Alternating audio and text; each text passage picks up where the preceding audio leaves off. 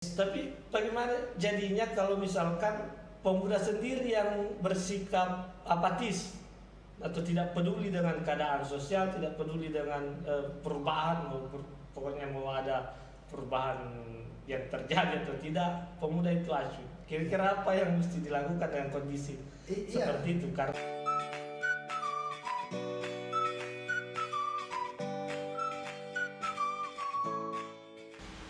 Assalamualaikum warahmatullahi wabarakatuh.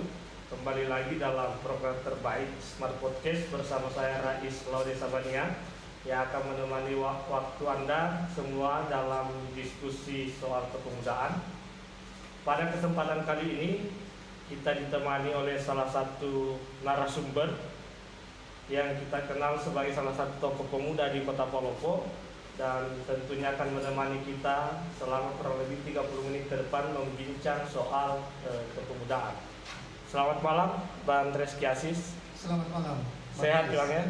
Sehat, alhamdulillah. Nah, pada malam hari ini kita akan membincang soal kepemudaan.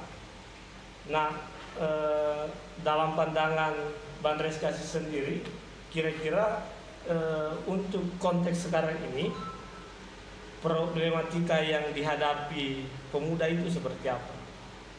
Ya, baik, terima kasih. Assalamualaikum warahmatullahi wabarakatuh.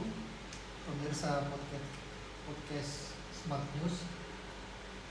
Jadi dalam pandangan kami yang terbatas ini, kepemudaan khususnya di wilayah kita di Kota Palopo itu dari waktu ke waktu memang mengalami berbagai macam fase dan tahapan, itu berdasarkan kondisi dan perkembangan daerah kita sendiri, di mana dewasa ini kita disuguhi dengan kondisi ataupun fenomena perkembangan teknologi dan informasi yang begitu cepat.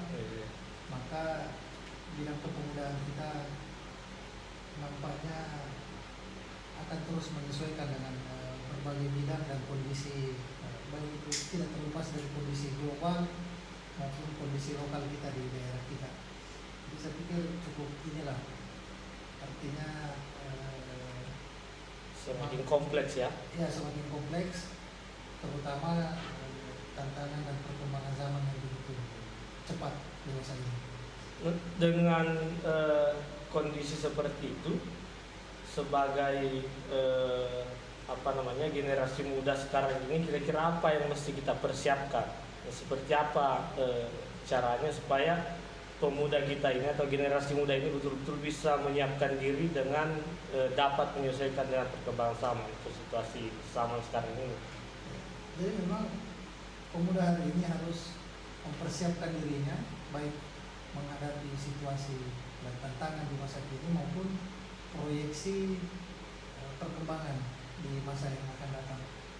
Kita ketahui bahwa kalau awalnya kita hidup, kita sangat akrab dengan dunia maya, maka perkembangan teknologi saat ini bahkan sudah beralih ke yang sifatnya seperti Facebook baru-baru ini launching metaverse.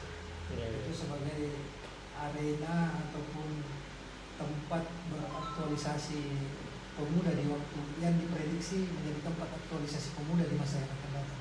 Sehingga kita perlu mempersiapkan diri lah, terutama itu perkembangan dan dampak situasi global. Ya, karena kita tahu ini memang peran pemuda ini sangat besar ya, karena bahkan ada salah satu ungkapan menarik yang cukup masyhur saya kira, siapa yang menguasai pemuda maka akan menguasai masa depan.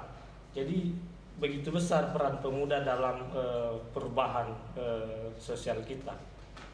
Nah, Bang Reski Asis ini kan dikenal bukan hanya sebatas tokoh pemuda, tapi juga saat ini diberikan amanah untuk memimpin salah satu organisasi kepemudaan, yakni GP Ansor Kota Palopo. Nah, sebagai organisasi kepemudaan dengan berbagai persoalan tadi yang dihadapi pemuda dengan beberapa perubahan zaman, mungkin kira-kira GP Ansor sebagai salah satu lembaga kepemudaan peran-peran strategisnya seperti apa dalam melakukan penguatan atau perubahan di generasi muda kita.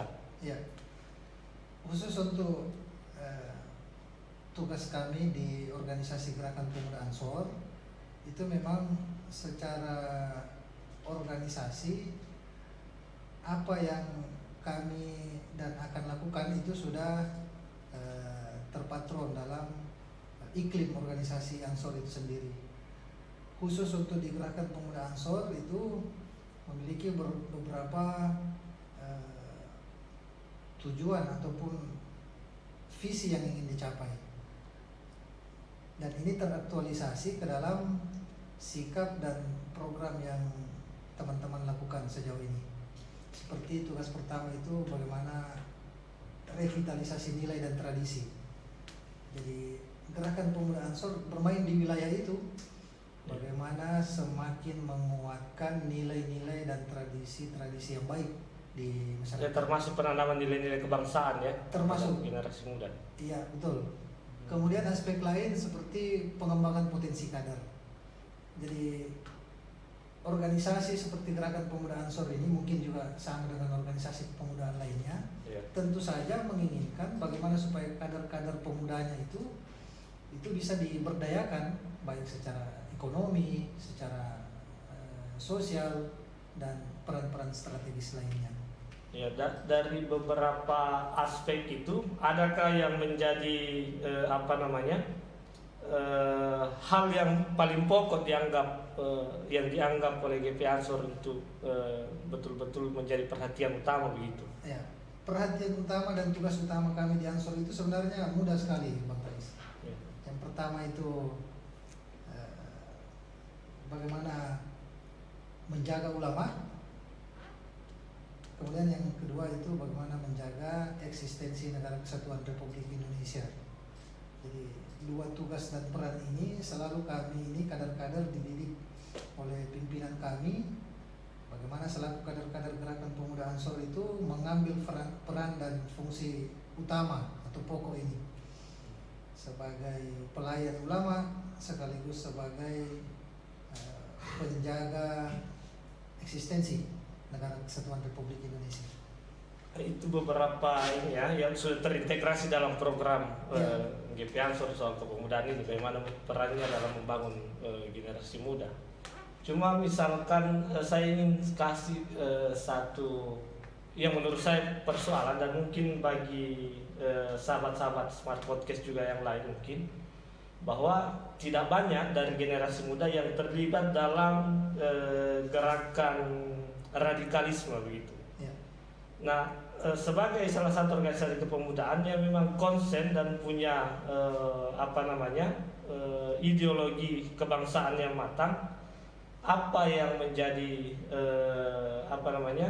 program GP Ansor dalam upaya meminimalisir bagaimana kemudian generasi muda kita tidak terlibat dalam gerakan-gerakan radikalisme itu. Ya, sebelum ke sana, Bang Rais, saya mencoba mengidentifikasi kondisi kepemudaan kita dewasa ini, khususnya di Kota Palopo.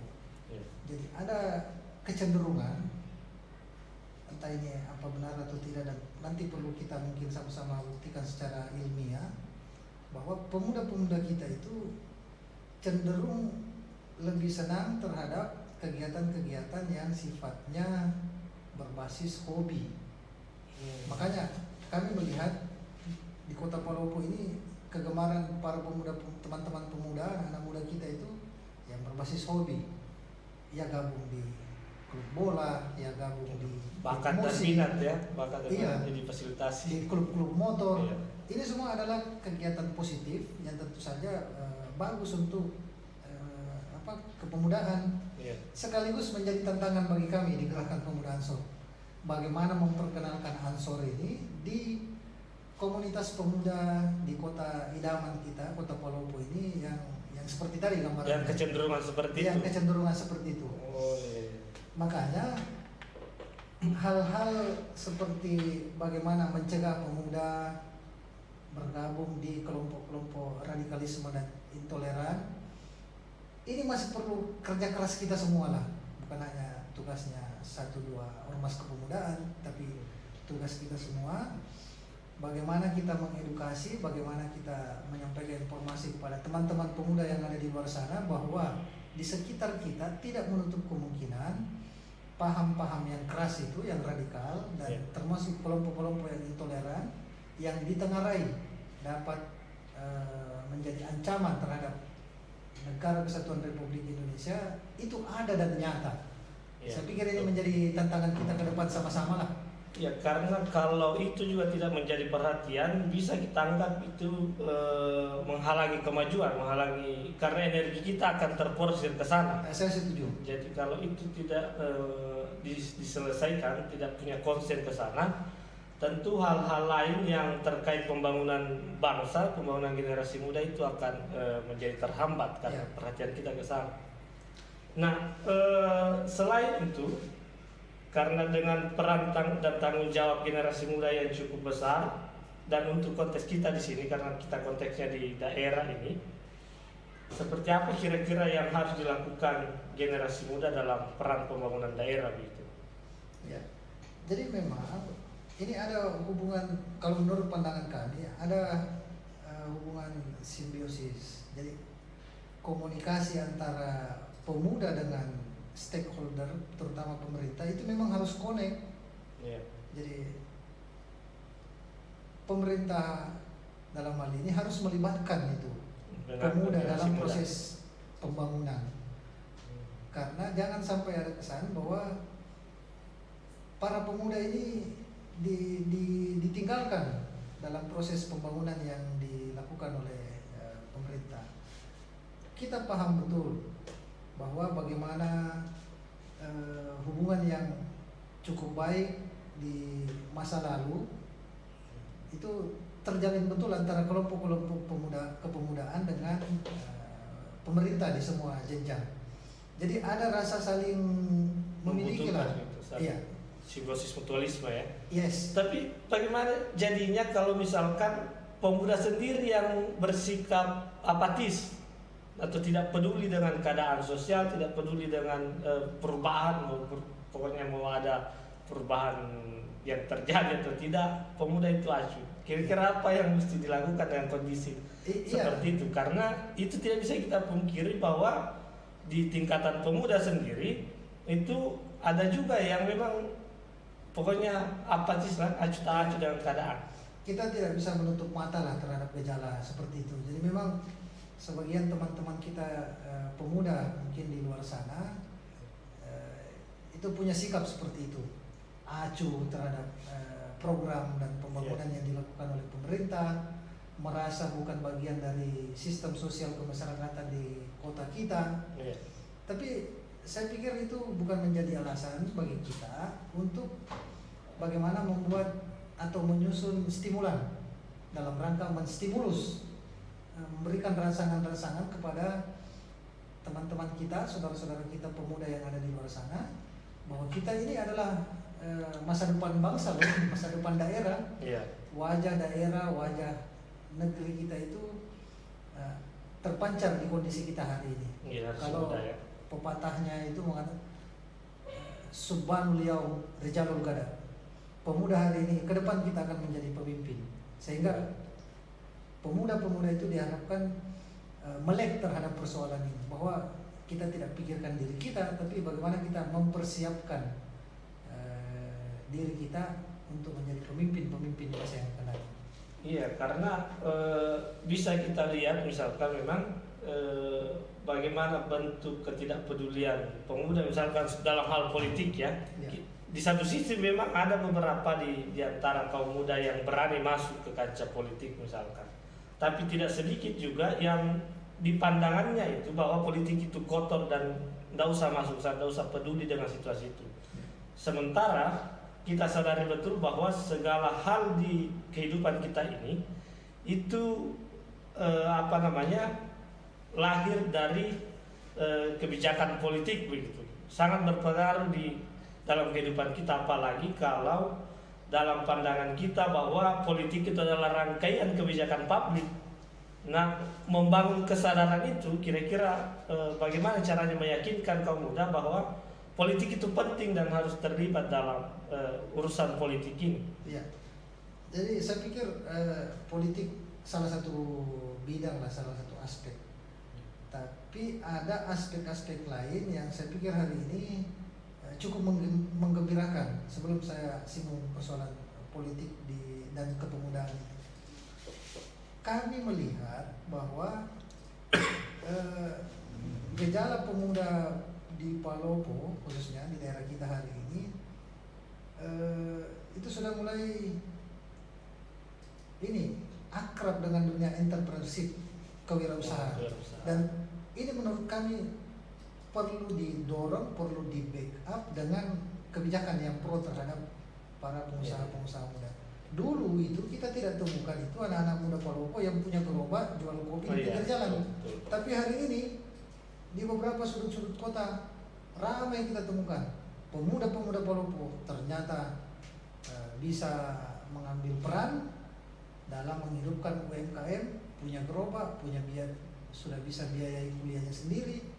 Dan kami sangat hormat kepada pemuda-pemuda pejuang yang bisa melakukan kegiatan entrepreneurship seperti ini. Karena memang tadi kalau ditanyakan soal politik, ini memang ruangnya itu sangat terbatas. Kita ketahui bahwa ruang-ruang politik itu dalam situasi ataupun konteks tertentu itu cenderung dimonopoli oleh elit-elit tertentu. Sehingga ini menjadi tugas partai politik lah. Bagaimana membuka keran selebar-lebarnya untuk generasi muda. Kasih porsi kepada generasi-generasi muda.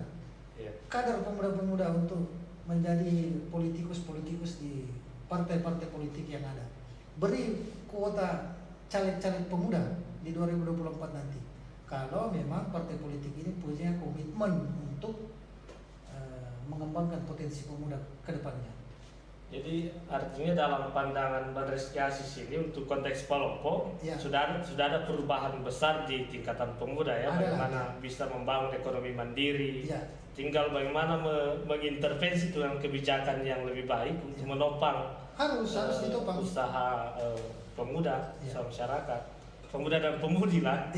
Nanti kita dianggap dulu kan pemuda-pemudi Palopo itu malu jualan. Gengsi. Tapi hari ini sangat luar biasa dan sangat hormat kami kepada pemuda-pemuda yang mampu berkeringat, berdiri di atas kaki sendiri. Tapi kadang-kadang kita diskusi dengan anak-anak muda itu, kawan-kawan pemuda, ada yang punya pandangan begini dengan banyaknya fasilitas, misalkan kita di kota ini, warkop dan segala macam, itu dianggap mempengaruhi perhatian generasi muda terhadap persoalan-persoalan sosial politik dan ekonomi. Jadi sehingga itu dianggap membunuh daya kritisnya, dan membunuh kepekaan sosialnya. Nah kira-kira dalam pandangan Bang Reski sendiri bagaimana? Karena kita tidak bisa pungkiri bahwa kota salah satu daerah yang berkembang itu ketika ini semua ada, di fasilitas ini semua ada. Justru saya berpikiran sebaliknya. Justru tradisi anak-anak muda itu berpindah-pindah tempat dari warkop ke warkop itu perlu ditingkatkan. Karena begini, apa yang Bang Reski lihat sendiri dalam tradisi warkop ini, ada kan diskusi yang lahir atau? Jadi ini mungkin terinspirasi dari kebiasaan ulama-ulama dulu di masa lalu yang punya kebiasaan untuk menuntut ilmu itu berpindah-pindah tempat dari satu kampung ke kampung yang lain. Bahkan ada yang meninggal bukan di daerah asalnya, itu dalam rangka apa? Dalam menuntut ilmu. Nah kalau kita kontekstualisasikan di dalam kondisi sekarang, saya pikir perjalanan teman-teman pemuda dari warkop ke warkop itu adalah sesuatu hal yang bagus, yang positif, bisa bermanfaat selama sesuai dengan ini ya. Bagaimana membangun jaringan di warkop, bagaimana membangun relasi, bagaimana banyak hal yang bisa ditemukan. Jadi tetap ada konsolidasi pengetahuan di sana ya. Jadi tidak hanya sebatas ngopi dan cerita ngawur, tapi tetap produktif. Nongki-nongki yang non produktif tadi istilahnya Iya. Bang Rais itu enggak lah. Tapi bagaimana pemuda-pemuda itu yang suka nongki, yang suka nongkrong di warkop, dari warkop ke warkop itu dibiasakan. Kalau perlu juga dari kos ke kos. Itu dalam rangka apa? Ya tidak dianggap negatif ya, tapi Iya. memperbanyak teman, memperbanyak silaturahim, Iya. memperkaya hasanah pertemanan lah, kira-kira begitu. Jadi pemuda itu harus membuka diri, harus menjalin komunikasi, dan yang paling utama itu adalah kolaborasi dengan berbagai pihak. Ya, tidak bisa bersikap eksklusif. Tidak bisa. Seolah-olah perubahan itu hanya bisa terjadi oleh kelompoknya saja dan tidak Betul. melibatkan yang lain. Pemuda harus terbuka karena kondisi sekarang Nah, ya, menuntut kita. Nah, seperti itu juga sebenarnya yang saya kira menjadi keresahan ya, karena gerakan-gerakan kepemudaan itu kadangkala susah untuk dikonsolidasikan. Ya, Bahkan ketika mengangkat isu-isu nasional ya, itu bergerak sendiri-sendiri tanpa terkonsolidasi. ya. Nah, ini juga saya kira yang menjadi tantangan kita saat ini. Nah, dengan kondisi itu apa kira-kira yang bisa mencairkan ini supaya kelompok-kelompok kepemudaan ini, lembaga-lembaga kepemudaan ini Ya. bisa terkonsolidasi dengan baik dan punya visi bersama begitu untuk perubahan. Ya. Jadi memang ada gerakan kepemudaan di awal-awal reformasi itu memang sepertinya ada sedikit pergeseran hari ini. Bagaimana semangat pemuda bergerak di reformasi itu memang betul-betul mengusung satu visi dan tekad yang sama. Tapi begitulah realitas hari ini, bahwa gerakan kepemudaan kita itu kadang sulit sekali terkonsolidasi karena berbagai macam variabel. Sini kompleks ini kalau menurut kami. Yeah. Banyak pengaruh, banyak variabel yang mempengaruhi sehingga mengapa gerakan kepemudaan dan kemahasiswaan kita seperti hari ini. Dan saya pikir ini adalah sesuatu yang kalau boleh kami katakan itu sesuatu yang wajar, karena dalam pandangan kami itu perbedaan visi, perbedaan pandangan, perbedaan sikap itu adalah hal yang sangat biasa sekali, hal yang sangat lumrah. Tapi maksud kita ketika ada isu-isu yang sifatnya common, umum, itu bagaimana kita melepaskan itulah identitas yang ada di belakang kita untuk satu tujuan bersama. Iya. Ini mungkin yang belum ditemukan ini. Memang masing-masing lembaga, artinya masing-masing lembaga ini punya eksklusivitasnya masing-masing, Ya. tapi di manifestasi sosialnya bisa ketemu lah ya. Bisa. Makanya strateginya ke depan kita itu ketika melakukan interaksi antar kelompok kepemudaan, bagaimana kita mencari persamaan-persamaan dan meminimalisir perbedaan-perbedaan yang ada. Bukan mengkerucutkan perbedaan Yes. sehingga Kalau semakin jauh. iya, kalau ini yang dilakukan, dipertajam, kami yakin bahwa dan optimis ke depan arah gerakan kepemudaan itu bisa semakin terkonsolidasi dengan baik, bisa semakin menyatu. Ya contoh ini ya persoalan sosial kemasyarakatan yang misalkan menjadi isu bersama, Iya. soal kemiskinan, soal musibah, banjir dan lain-lain yang menimpa kota kita dewasa ini, itu kan saya pikir bisa menjadi isu sentral bersama lah. Ayo para pemuda, mari kita sama-sama. Apa yang bisa kita berikan, apa yang bisa kita sumbangsikan terhadap berbagai problem sosial yang muncul ini. Nah, sekian banyak yang kita bahas tadi soal kepemudaan ini. Kira-kira terakhir ini, Bang, kira-kira secara spesifik untuk konteks kita di Kota Palopo ini, kira-kira peran-peran strategis yang cukup mendesak untuk dilakukan kaum muda, kira-kira dalam pandangan Mendeskiasis apa yang bisa dilakukan dengan kondisi sosial kita, kondisi kemasyarakatan kita yang dihadapi sekarang ini. Kira-kira secara spesifik apa yang akan yang bisa dan mungkin sifatnya mendesak untuk dilakukan anak muda? Ya, jadi banyak hal yang perlu dilakukan oleh pemuda hari ini, khususnya di daerah kita. Kita ini, Bang Rais, baru-baru dihantam badai pandemi yang tentu saja berimbas kepada seluruh aspek kehidupan sosial kemasyarakatan kita termasuk kepemudaan. Jadi ekonomi kita betul-betul habis dihantam, hancur lebur diakibatkan oleh badai COVID ini. Jadi menurut saya bagaimana para pemuda hari ini itu bangkitlah dari keterpurukan yang dialami belakangan ini, baik dari melek terhadap persoalan-persoalan sosial kemasyarakatan, dan juga terutama menurut saya kok sangat tertarik akhir-akhir ini bagaimana pemuda-pemuda itu punya jiwa dan semangat entrepreneurship menjadi wira-wira usaha itu sebagai langkah secara individu mempersiapkan dirinya untuk masa depannya, sekaligus sebagai bentuk kontribusi kita kaum muda terhadap daerah dan bangsa kita hari ini. Soal perputaran ekonomi Ya, di daerah kita. karena persoalan kita kan yang paling berat dihadapi masyarakat dewasa ini memang persoalan salah satunya problem ekonomi. Saya kira sangat relevan dengan ungkapan jangan pernah tanya apa yang diberikan negara kepada kita, tapi tanya apa yang kita berikan untuk negara. Dengan bikin gerobak ini anak-anak muda ini sudah berkontribusi terhadap, justru mestinya pemerintah itu bersyukur sekali kepada pemuda-pemuda yang mau bikin usaha itu. Ya, artinya ya mengurangi pengangguran, kemudian menambah lapangan kerja. Ini kan yang paling dibutuhkan hari ini. Tapi kira-kira itu inisiatif sendiri atau memang dia ada yang memicu, mendorong itu, atau kira-kira dalam pandangan ini melihat semangat generasi muda dalam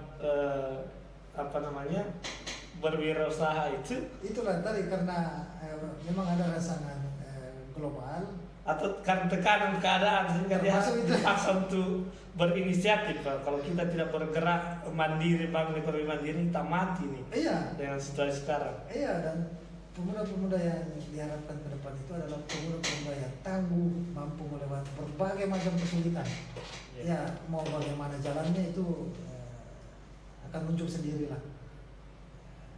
Tapi terutama itu bagaimana sekaligus menjadi harapan kami lah, bagaimana ini para stakeholder terkait itu memberikan stimulus supaya pemuda itu lebih banyak turun ke sektor-sektor produktif. Dulu di daerah kita ini kan, mohon maaf kalau kita mau buka lembaran sejarah, ia dikenal sebagai terjadinya tawuran antar kelompok pemuda dan lain-lain. Tapi dengan adanya strategi yang diterapkan oleh berbagai pihak, dengan pemuda-pemuda itu diberikan program, diberikan bantuan, diberikan pekerjaan, diberi tanggung jawab, itu ternyata pemuda bisa berubah menjadi lebih baik dan melupakan itu kebiasaannya tawuran-tawuran di masa lalu. Terjadi perubahan yang cukup drastis. Kalau pemudanya sibuk mengurus sosialnya, ekonominya, termasuk agamanya, maka aspek-aspek negatif yang kadang identik dengan kepemudaan itu akan hilang. Dan sendirinya akan tertekan, ditekan. Kami percaya dengan itu. Baik, terima kasih Bang Reski Aziz atas waktunya. Saya kira tidak cukup waktu kita membincang kepemudaan dalam hitungan menit, hitungan jam, karena memang pemuda ini selalu menarik untuk didiskusikan. Mungkin sahabat Smart Podcast, terima kasih atas waktunya Bang Reski Aziz untuk menemani kita diskusi soal kepemudaan pada malam hari ini. Dan sahabat podcast Smart Podcast, sampai ketemu di kesempatan yang lain untuk isu-isu yang lebih menarik. Baik, terima kasih Bang Reski Aziz atas kesempatannya. Assalamualaikum warahmatullahi wabarakatuh. Waalaikumsalam warahmatullahi wabarakatuh.